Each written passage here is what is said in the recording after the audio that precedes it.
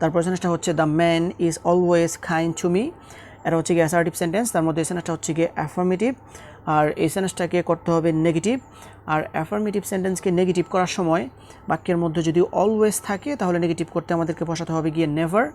Always থাকার কারণে এটার পরিবর্তে আমাদেরকে লিখতে হবে নেভার, এবং অ্যাফার্মেটিভ শব্দটির নেগেটিভ শব্দ বসাতে হবে।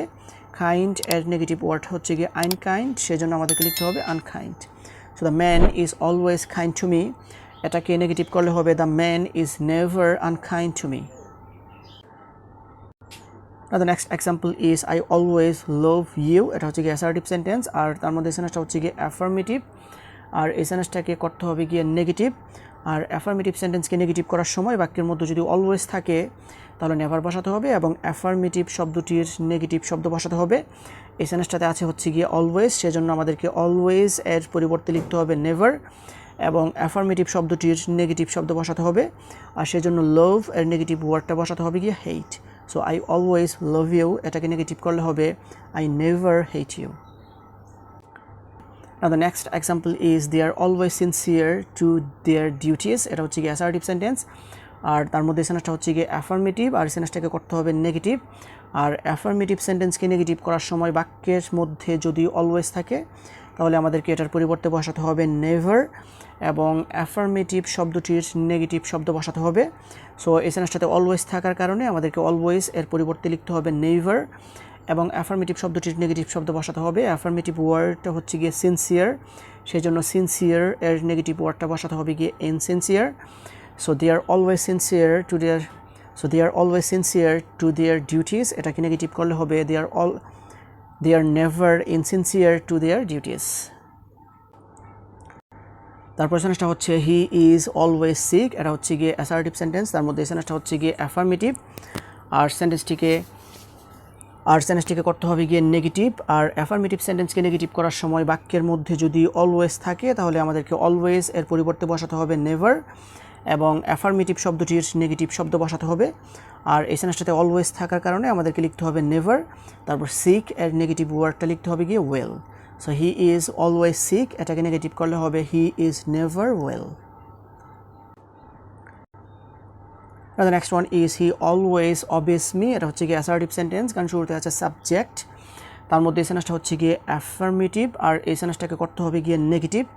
আর অ্যাফার্মেটিভ সেন্টেন্সকে নেগেটিভ করার সময় বাক্যের মধ্যে যদি অলওয়েজ থাকে তাহলে অলওয়েজ এর পরিবর্তে আমাদেরকে বসাতে হবে গিয়ে নেভার, এবং অ্যাফার্মেটিভ শব্দটির নেগেটিভ শব্দ বসাতে হবে।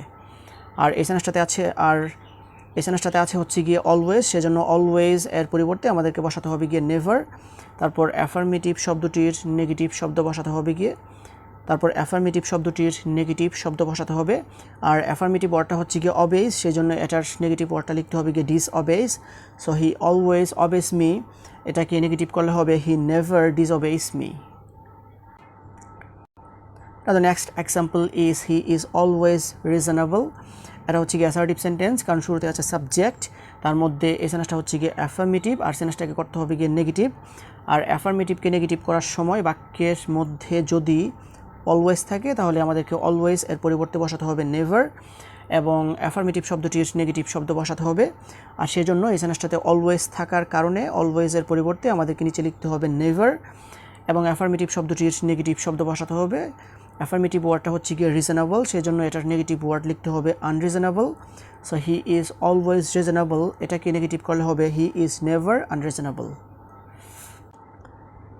The next example is you should always speak the truth, এটা হচ্ছে গিয়ে অ্যাসার্টিভ সেন্টেন্স, কারণ শুরুতে আছে সাবজেক্ট, তার মধ্যে এই সেন্টেন্সটা হচ্ছে গিয়ে অ্যাফার্মেটিভ, আর এই সেন্টেন্সটাকে করতে হবে গিয়ে নেগেটিভ। আর অ্যাফার্মেটিভকে নেগেটিভ করার সময় বাক্যের মধ্যে যদি অলওয়েজ থাকে তাহলে আমাদেরকে অলওয়েজ এর পরিবর্তে বসাতে হবে গিয়ে নেভার, এবং অ্যাফার্মেটিভ শব্দটির নেগেটিভ শব্দ বসাতে হবে। আর সেজন্য এই সেন্টেন্সটাতে অলওয়েজ থাকার কারণে আমাদেরকে অলওয়েজ এর পরিবর্তে লিখতে হবে নেভার, আর অ্যাফার্মেটিভ শব্দটির নেগেটিভ শব্দ বসাতে হবে। আর স্পিক দ্য ট্রুথ, এটার নেগেটিভ ওয়ার্ড হচ্ছে গিয়ে tell a lie. So you should always speak the truth, এটাকে নেগেটিভ করলে হবে you should never tell a lie. The next one is a little boy is always innocent, এই সেন্টেন্সটা হচ্ছে গিয়ে অ্যাসার্টিভ সেন্টেন্স, কারণ শুরুতে আছে সাবজেক্ট, তার মধ্যে এই সেন্টেন্সটা হচ্ছে গিয়ে অ্যাফার্মেটিভ, আর এই সেন্টেন্সটাকে করতে হবে গিয়ে নেগেটিভ। আর অ্যাফার্মেটিভ সেন্টেন্সকে নেগেটিভ করার সময় বাক্যের মধ্যে যদি অলওয়েজ থাকে তাহলে অলওয়েজের পরিবর্তে বসাতে হবে নেভার, এবং অ্যাফার্মেটিভ শব্দটির নেগেটিভ শব্দ বসাতে হবে। আর সেজন্য এই সেন্টেন্সটাতে অলওয়েজ থাকার কারণে আমাদেরকে বসাতে হবে গিয়ে নেভার, এবং ইনোসেন্ট এর নেগেটিভ ওয়ার্ড লিখতে হবে গিয়ে guilty. So little boy is always innocent, এটাকে নেগেটিভ করলে হবে a little boy is never guilty.